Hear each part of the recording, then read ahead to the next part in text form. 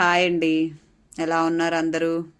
నేనైతే కోడి గుడ్డు కలిపి కూర చేద్దామని, అదేనండి చికెను ఎగ్గు కలిపి కర్రీ చేద్దామని ట్రై చేస్తున్నాను. మీరు కూడా చూడండి, నచ్చితే ట్రై చేయండి. మరి నేనైతే ట్రై చేశాను, సక్సెస్ అయింది, చాలా బాగుంది. ఇది చపాతీల్లోకి బాగుంటుంది, టేస్ట్గా ఉంటుంది. నేను దాబాల్లో అది బయట తిన్నాను. సరే ఇలా ట్రై చేద్దాం మనం కూడా, వాళ్ళు ఎగ్ వేస్తున్నారు కదా, నేను కూడా వేసేసాను. బాగుంది, మీరు కూడా చేసి చూడండి. ఏముంది, పాన్ పెట్టేశాను, ఆయిల్ పోసేసాను, ఆనియన్ పేస్ట్ వేయించేస్తున్నాను. ఈ పేస్ట్ కొంచెం ఎందుకు మళ్ళీ వేసానంటే, ఇది కొంచెం తీసి పక్కన పెట్టుకుందామని చికెన్ ఫ్రై చేద్దాం అనుకుంటున్నానండి. దానికి ఇది కొంచెం వేయించి తీసేస్తాను పక్కకి. ఒక్కొక్కసారి 2 కర్రీలు చేయాలనుకుంటే ఇలా ఆనియన్ పేస్ట్ ఎక్కువ వేయించేస్తాను ఒకేసారి. ఈ వేయించిన దాన్నే కొంచెం తీసి పక్కన పెట్టేసుకుంటాను.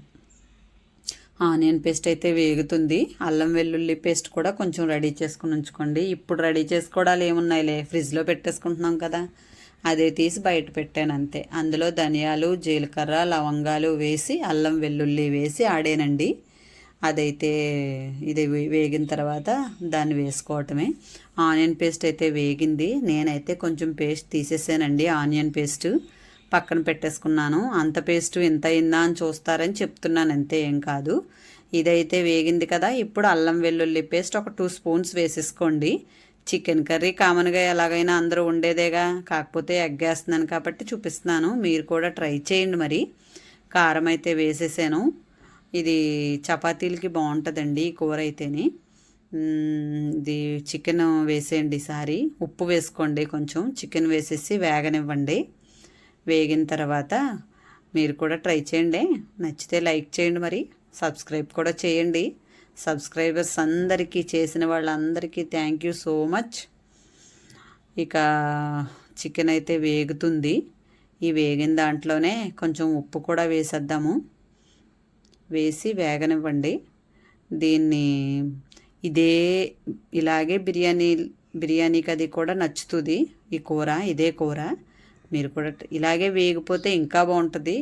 ఇలా వేపడానికే ఆనియన్ పేస్ట్ తీసానండి, కాకపోతే అది తీయలేదు నేను. ఇదైతే ఇంకా ఎగ్ కర్రీకే కరివేపాకు ఎక్కువ వేసానండి.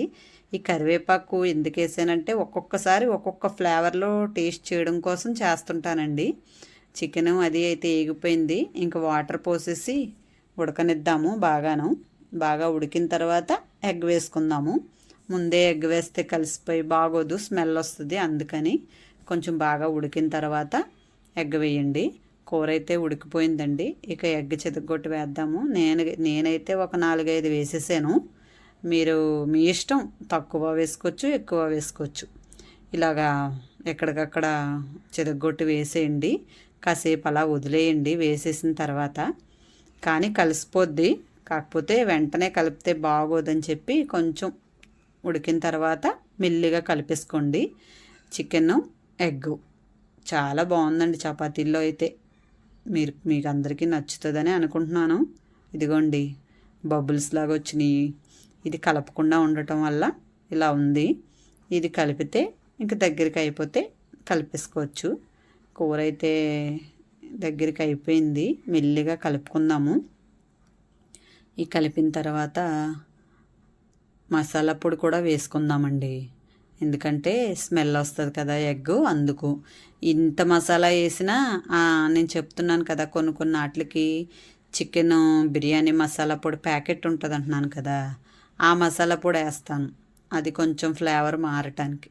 ఇదిగోండి, ఎగ్ వేసాక ఇలా కలిపేస్తే ఇలా అయిపోతుంది. దీన్ని ఎగ్ బుర్జీ అంటారు, మొగలై చికెన్ అంటారు, పేర్లు ఏవేవో పెడతారు కదా. నేనైతే మామూలుగా చికెన్ ఎగ్ అయితే. ఇదిగోండి, ఈ మసాలా పొడి వేస్తుంటాను నేను, ఫ్రైడ్ రైస్లకి అది వేస్తాను, ఇలాంటి ఫ్లేవర్స్ మారటం కోసం అని చెప్పాను కదా.